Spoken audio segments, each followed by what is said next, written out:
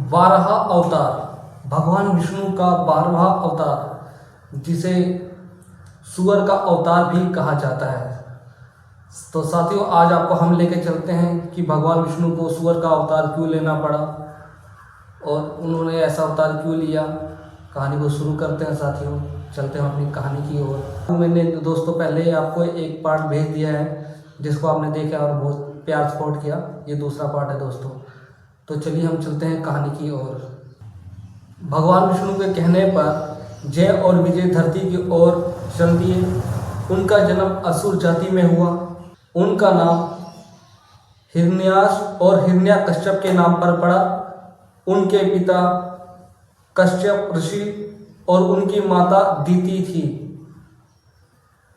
जब इन दोनों का जन्म हुआ तो ये बचपन से ही दोनों भाई बहुत ही शक्तिशाली थे और असुर जाति के होने के कारण ये और भी खतरनाक और अत्याचारी थे, जो लोगों पर अत्याचार करते थे। लेकिन आज हम बात करेंगे दोस्तों सिर्फ हिरण्याक्ष के बारे में, हिरण्याक्ष की कथा के बारे में। तो दोस्तों, हिरण्याक्ष बचपन से ही बहुत ही शक्तिशाली था।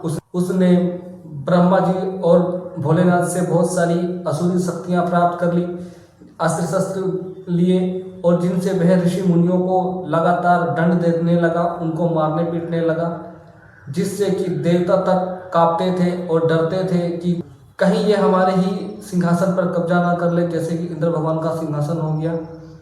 एक दिन वह अपने मत में चूर, अपनी ताकत घमंड से चूर होकर पृथ्वी माता को उठा करके समुद्र की गहराइयों में पाताल लोक में ले जाके छुपा देता है और ये सोचता है कि अब विष्णु भगवान इस पृथ्वी को छुड़ाने के लिए आएंगे और मैं उनका वध करूंगा और पृथ्वी पर रहने वाले सभी जीव मरने लगते हैं।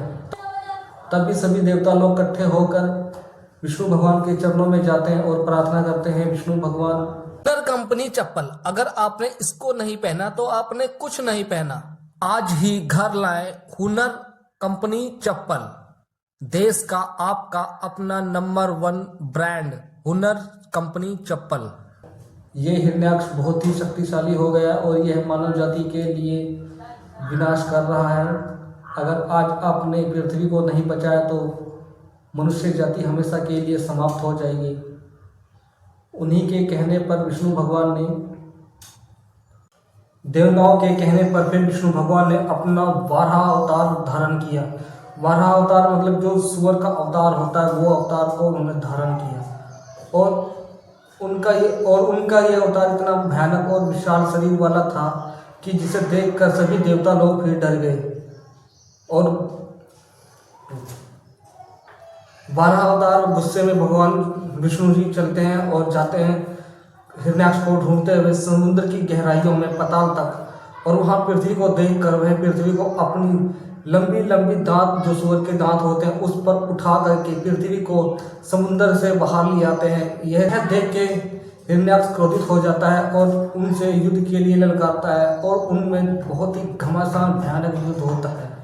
ये युद्ध इतना खतरनाक होता है कि ये युद्ध कई दिनों तक चलता रहता है, क्योंकि हिरण्याक्ष बहुत सारे अस्त्र शस्त्र का ज्ञाता था। उसे ब्रह्मा और शिव से बहुत सारे अस्त्र शस्त्र प्राप्त हो चुके थे, जिसके कारण ये लड़ाई कई दिनों तक चली। लेकिन अंत में भगवान विष्णु का 12 अवतार हिरण्याक्ष को मार देता है और उसको मारने के बाद सभी देवता लोग भगवान विष्णु के 12 अवतार पर फूलों की वर्षा करते हैं। उनका हिरण्याक्ष कश्यप को बहुत ही बुरा लगता है और वह विष्णु से क्रोधित हो जाता है और उनकी हत्या करने के लिए योजनाएं बनाने लगता है। उसके राज्य में विष्णु भगवान की पूजा करने वाले थे, सबकी हत्याएं कर देता है, सबकी निर्मम हत्या करने लग जाता है, जिसके कारण वहां सिर्फ और सिर्फ अंधकार ही फैल जाता है दोस्तों। इस तरह से हिरण्याक्ष की हुनर कंपनी चप्पल, अगर आपने इसको नहीं पहना तो आपने कुछ नहीं पहना।